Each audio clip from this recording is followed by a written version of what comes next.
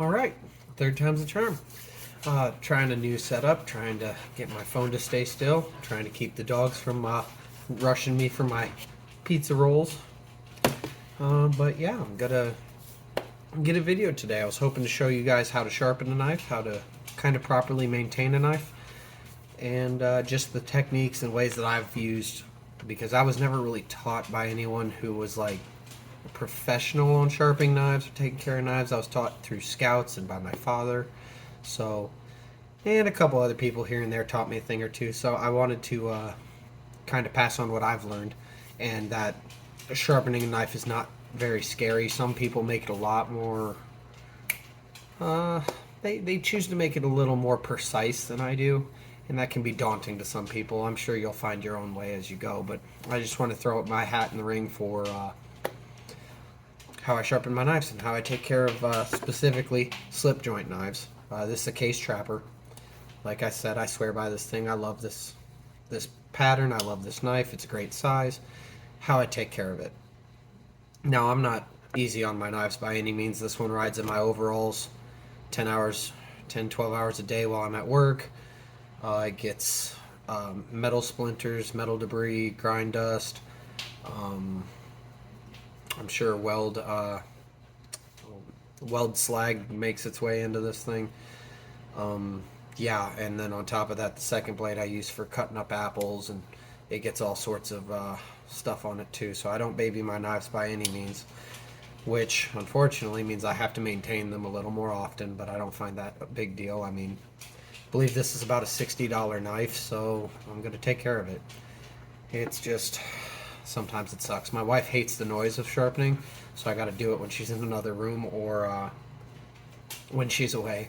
So thankfully today she's in another room and I can do a little bit of sharpening to get my blade back up to snuff. I've been using the clip point a lot more recently at work, and I've noticed the very tip's getting dull and a little bit of the belly needs a little work. So gotta switch angles. Wish me luck on finding a good angle, and I'll be back. Alright, I couldn't figure it out on the new desk, so we're back to the kitchen counter. Anyway, the things you're going to need is obviously your knife, sharpening stone, and something to lubricate the sharpening stone. This is an oil stone. If you're using water stone, go ahead and use water. You're going to soak it. You're going to soak it in the water for a while until it stops giving off bubbles, and then you're going to perform the same kind of angles and everything.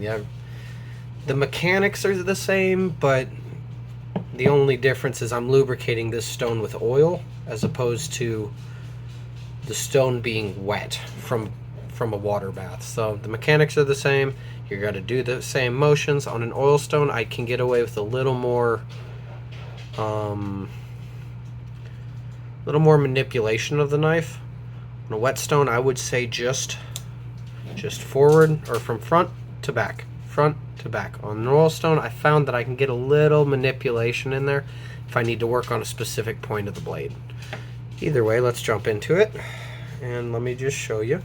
This stuff is like my favorite stuff on earth, if you can't tell. Just a light viscosity oil. I use it for everything from skateboards to sharpening knives. I oil the hinge on my pliers with it. It's just the best stuff ever. Alright, so now I'm just massaging the oil in so I got a nice even coat on my stone. You can massage it in with the blade if you'd like, but I'm not really afraid of getting too dirty, so anyway. Now I have to hold the stone. There's some people that work on flat benches, but for some reason, I'd imagine it was scouts. I've always held the stone in my hand because there wasn't a table to put it down on, so even though it is dangerous, you can cut yourself. Like if your finger crept up, and you can potentially cut yourself, but if you keep your fingers below the plane of the stone, then it's not going to be an issue. And I just start flat with a slight angle on it. So if we were to tip it this way, you can see my slight angle. I'm just going to pull it back a couple times. 2, 3, 4, 5. And then I'm going to flip it 180 degrees, so the blade is facing me. 1, 2, 3, 4, 5. Now I do 5s because it's easy to remember, and I have a terrible memory. 1, 2, 3, 4, 5. 1, 2, 3, 4, 5. If you want to go 10s, you can. Just try to do the same amount on either side unless you notice there's an issue with the blade. So then I'll check it, and like I showed you in the pocket knife introduction to pocket knives, I check kind of the old-fashioned way. I keep it perfectly 90 degrees to my thumb, and I just kind of scrape my thumb across the top and just feel it catch my thumb. Another way you can do it is just kind of your thumbnail, where it catches means it's really sharp, where it doesn't might mean it's dull. Either way you check it, just 1, 2. There's something on my stone, but I haven't found it. I'm not going to be terribly freaked out about it, because there was probably something on the blade. There we go, I got it. 1, 2, 3, 4, and then 5. 1, 2, 3, 4, 5. And I clean the oil off it. I like to check as I go. That way I don't go bang, bang, bang, bang it out both ways and then realize that I'm not focusing on the spot I needed to focus on. If that makes sense. So I just kind of feel, and I can feel the very tip, like I thought I had worn out the tip of it. So now that I've gotten the whole blade touched up, I'm happy with the belly. I want to focus on the tip. You don't have to run the entire blade. So I can start on the tip, just like that.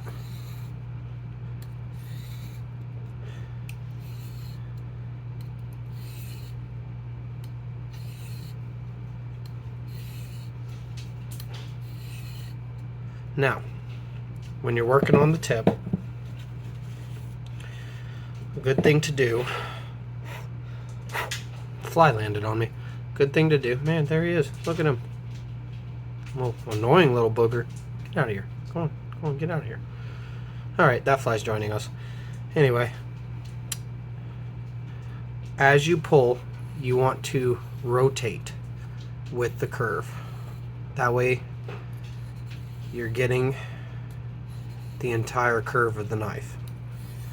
Now, if you have a Tonto knife, this might be a little advanced, but if you have a Tonto knife, which is just a straight angle at the tip, you're not going to do that. In fact, with Tonto blades, I would recommend sharpening the belly and then sharpening the tip. I'm not a fan of Tonto blades. I find they break on me way too easy and they get way too dull way too quickly. So, old school it is. It's worked for probably over 100 years. I'm not going to question it. Works for me, works for my dad, works for my grandpa. Although they carry different patterns, case knives are my favorite. I know my dad, pretty sure he carried a buck knife. Buck Stockman, I think it was the medium or the small size. And he loved that thing. Now my grandpa, can't seem to remember what he carried.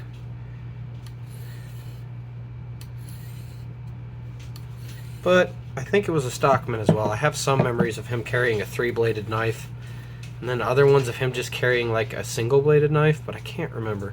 And then my other grandfather on my mother's side, I know he carried either a knockoff Swiss Army knife or a 2-bladed, like a trapper, but with a very short blade. Not quite a Barlow, but that kind of, those 2 blades in a normal fashion. A Barlow usually has a bolster that goes all the way down. But yeah, no, it's worked that long, I'm not going to question it. I find a lot of the knives that are coming out today that are new patterns and they're pocket hangers and they've got bearings in them, I can't help but feel that they just they feel a little too weapon-like. They feel like they're supposed to be military, or like some badass in a movie's gonna pull it out, and it's cool looking. Don't get me wrong.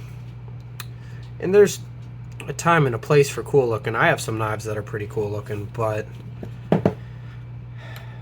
this old thing. Uh-oh, we got another piece. I see it. Yeah, as you can see, there's little metal fragments from work coming off this blade.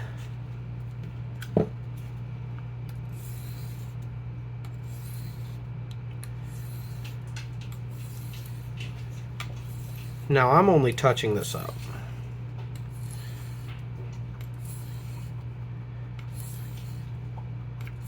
So I'm getting pretty close to being good on this blade. Start on the next blade, which does not need much.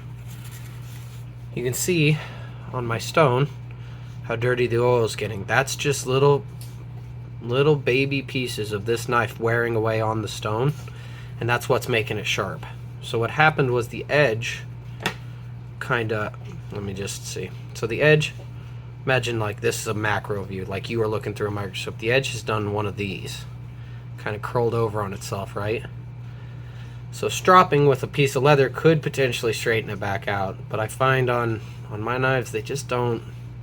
Stropping's not really effective for me, as worn out as my knives get. So when they're like this, what I do is I shave away this rollover so that it's a straight knife again. Yes, I'm losing material. At one day this knife will probably be thinner than it is today. But that's something I'm willing to deal with, because I'm going to use this knife. When this knife wears out or it becomes too thin to be used, I'm gonna buy another one. It's Case, it's a brand that's been forever. Every grandfather has probably owned a Case in his life. It just was the times. I'm gonna keep buying Cases. I love the way they look. They're fancy, but at the same time they're traditional. Like if I mean, knock on wood here, but if I were to get pulled over by a cop and searched, he's not going to look at this and think I'm going crazy. I'm not going Rambo with this thing. This thing is a tool, you know. I've never had any issues pulling this thing out at a kid's birthday party to open up their present. Nobody's ever given me a weird look. It's, you know, it's Grandpa's knife. I mean, nobody's like, oh my God, he's going to go Rambo. It's not a very intimidating blade. And for me, that's important. Because, oh, I did not check the other one. For me, the peace of mind of knowing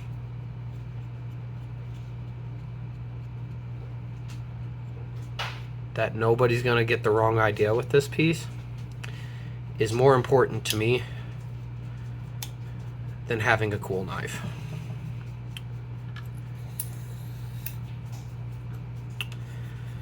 Every now and again you will want to flip your stone around just because of oil placement. I'm actually going to get new oil. So with an oil stone, when you need new oil, just take a paper towel and wipe it off. Get it all dry. Then I come back with my hand to get any of those little metal particles that are still hanging around. You're not going to get it perfect. None of this is going to be perfect. If you want a perfect knife, go get one of those sharpeners that are lock your blade in and then glide the thing over it. Those will get your knife perfect every time. I don't need my knife perfect every time. Alright, so I got my line. This is how you kind of break it in. You run a really low, shallow. You're just gonna kind of like a butter knife, just pull and distribute the oil. That is if you don't want to get your hands dirty, which I totally understand. See? So now it's nice and loaded. Now my dad would probably get on me because I've been cleaning the knives this way, and there's a potential for me to cut myself when I do that. I'll be honest with you, I probably should clean the knives with the edge away from me. Can't tell you why I do it. It's probably not a great practice, but it's something that I've done, and to be honest, I've never been cut by it, so I probably won't change that until I do get cut by it. something to think about for yourself. Are you willing to get cuts? I mean, I opened my hand up at work today on a piece of metal, cleaned it out and everything. It's good to go, but my life doesn't exactly lend itself to soft baby hands and pristine non-scarred hands, so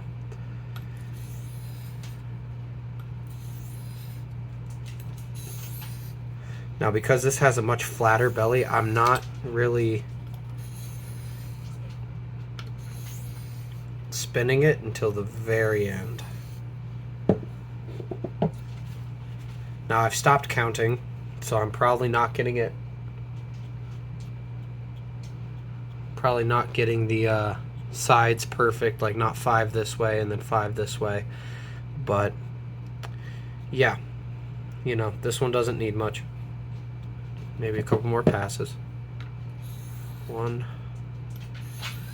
If you feel comfortable, you can just go 1, 1, and that will ensure you're getting an even cut the entire way along it.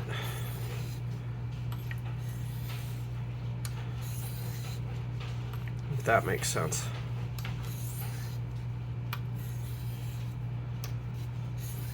All right, let's call this good. Just check it. Now, something I've learned is if I do this technique and put it up to my ear, the noise is familiar. Then I'll flip hands, do it with my other ear.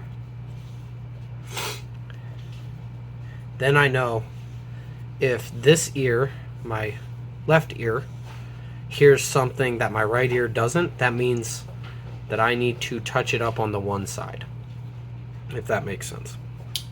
All right, so that's sharpening. I'll do a cut test when I'm done with this video. I'll put it in at the end. Cut some paper, maybe some string. Got some paracord, that might be good too.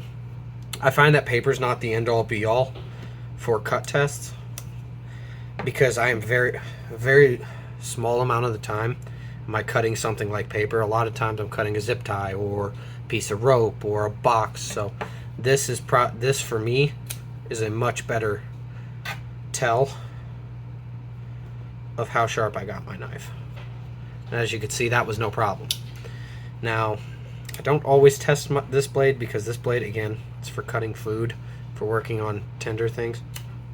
I mean, I don't need it to be sharper than that. I can make it, I could sharpen it until it pops hair on the back of my arm. I could make it that sharp. The reason I don't generally make it that sharp is because it will dull a lot quicker. Because it is sharper, there's a finer point. So when that fine point meets something, it's not as good at cutting, it's going to bend over faster. So if I keep my point as sharp as I need it and not sharper, my edge will retain itself a little bit longer. It will probably cut paper right now, but I don't need that. I need it to cut zip ties. I need it to cut paracord. I mean, I need it to cut boxes. If it can cut this, it can cut a box. So I kind of prefer, you know, just wasting a couple inches of paracord to test my knives out. Yes, I'm not testing the entire edge. When I cut this, I just tested right here. But for me, the way I sharpen, if it's cutting here, it's going to cut here. And if it's cutting here, it's going to cut here. I check it. Another tip that somebody gave me a long time ago was get a flashlight and shine it on the very edge. Look down it, and if you see a reflection on the very edge, that means you have a dull point because you're seeing the bend. So let me close my knife just to be safe.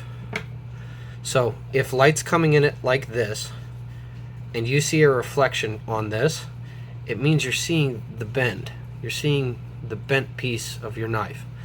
Which means if you grind it away and you don't see it anymore, that means there's an edge on that now. So that's another good way to tell if your knife is sharp. Don't take it too seriously. You can go as crazy as you want with it once you've figured out how to do it. That's my takeaway from this. Knife sharpening is not hard. I wouldn't use one of those little V-notch ones that you put it in and you drag it through. I'd find myself a stone. A piece of ceramic tile has worked. I've seen that work countless times. If you go into the wilderness and you find a very flat stone like this, almost like it needs to be perfect if you're going into the woods and finding one. But if you find one in the woods, you can take it, you can take some sandpaper and you can just kind of really flatten that stone out. Then treat it with some oil. You might have a sharpening stone out of that. I'd say ceramic tile if you can't find yourself a sharpening stone. There's plenty out there. Diamond stones are interesting. You'd probably want to look up a video on them. I'm not familiar with them, but I don't believe you need any lubricant, so they're pretty cool. But I do think they're pretty aggressive, so they'll wear out the blade steel a lot faster. If that's not a concern for you, that might be the way to go. But I would look that up because I can't give you any advice on that. I've never used diamond files or diamond hones or the diamond stones. They're just something I never used because I've had oil stones. I've had 3 oil stones in my life. My dad still has the first 2. He had a rough and a fine that I learned on. And then this is my great uncle's. He passed away, and then I believe one time I was in his shop at my aunt's house and this was there and she asked if I wanted it and I was like, yep, 100%, I want that right now, because the old stones are just, for me, a little better. Now, I'm not saying the ones you can get are fine. I think the reason the old stones are better is because this thing has seen hundreds of knives and hundreds of strokes, so it's nice and worn in. So the new stones might get there, but they're not there now. So I was very fortunate to get this. Plus, my great uncle John was a very good man to me, and he taught me a lot about being quiet, because he didn't speak much, and God, I wish I could do that, but I talk a lot, as you can tell by this video. But that's how I got mine. Find a stone, figure out how to use it. You're not going to mess up a knife too badly. Now, as far as the angle, this is the only way you're going to mess up a knife, is your angle. So if you come down like this, you're going to screw up your knife. Every knife has a different angle coming in to the... Alright, I'm sorry. The blade. Every knife has a different angle on both sides. You want to try to match that angle as best as possible. So, what I would recommend, especially, start with a knife you don't care about. If this is your great-grandpa's knife and you don't want to mess it up, do not use it. Find a cheap knife that you want to try. Dull it out. I mean, hit it on some tough wood going the wrong way, or, for all that matters, hit it on a rock or two. But start flat. Lay your blade flat against the stone. Kick it up a little. Pull some strokes like that. Test the blade. If you don't think it changed any, pull it up a little more. Pull some strokes like that. Test the blade. If it started to change some, keep doing it that way. But if you think it's changing a little but it could do more, kick it up a little further. Like for this knife, since I'm very familiar, I can set it on there. I know this is about the angle. It works good every time. I can kind of just feel it, if that makes sense. So as you get to know your knife, as you get to know your stone, you'll figure out what you like. But you've just got to go through the repetitions. I hope my way of doing things enlightened you, maybe gave you some alternatives to some of the more specialized manners of sharpening knives. I get it. If you're a knife nut and you love knives, do it. Go ahead. Go as special. Get yourself a whole bench for sharpening knives. They make them, I'm sure. But all I need is this stone, my knife, and a little 3-in-1 oil. That's it.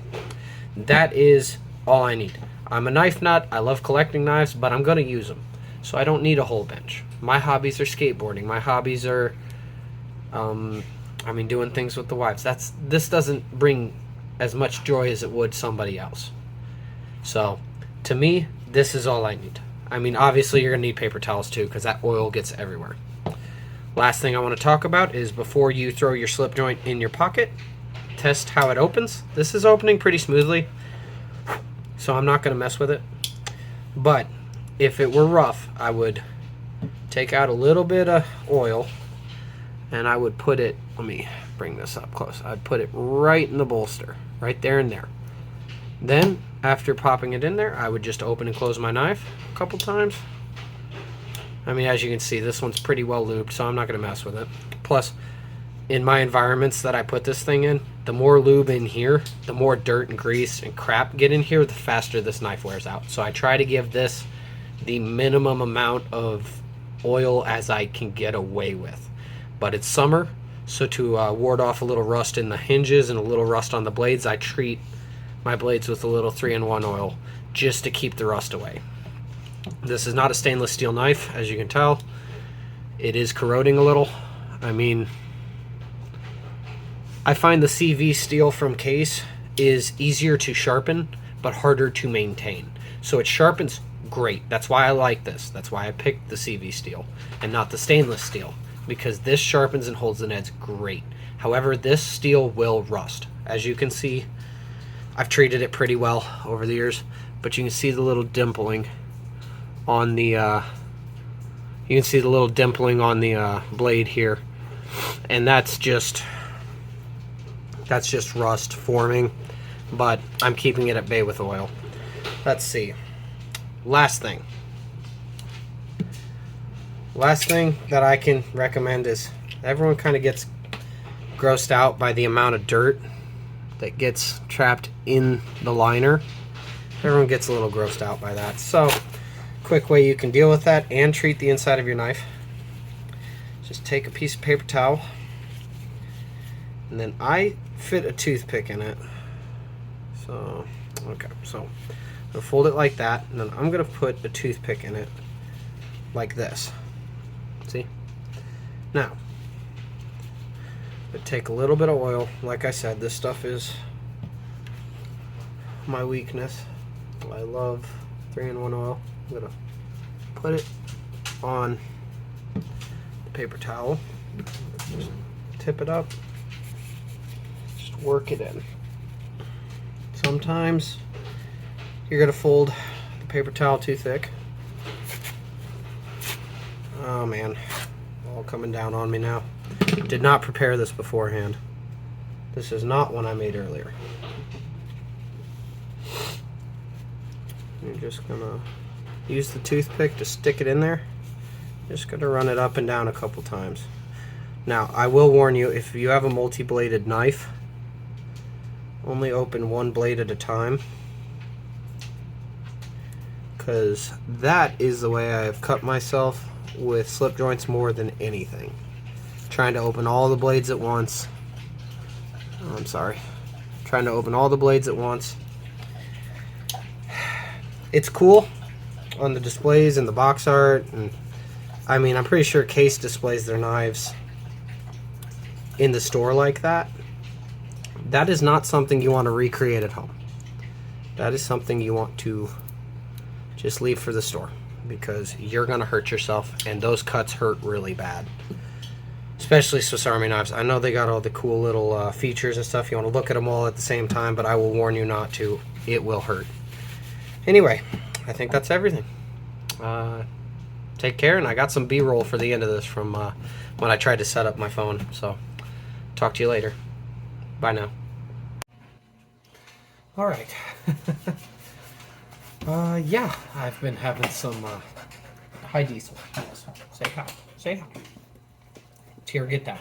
Both of you. Both of you. Okay, stop it. Stop it. I'm trying to record a video. You know? Trying to record a video. See, you guys are on it. Yeah. Hey, no, that's my food. You're not allowed to have my pizza rolls, friend. All right, down. Good boys. Okay, well, yeah.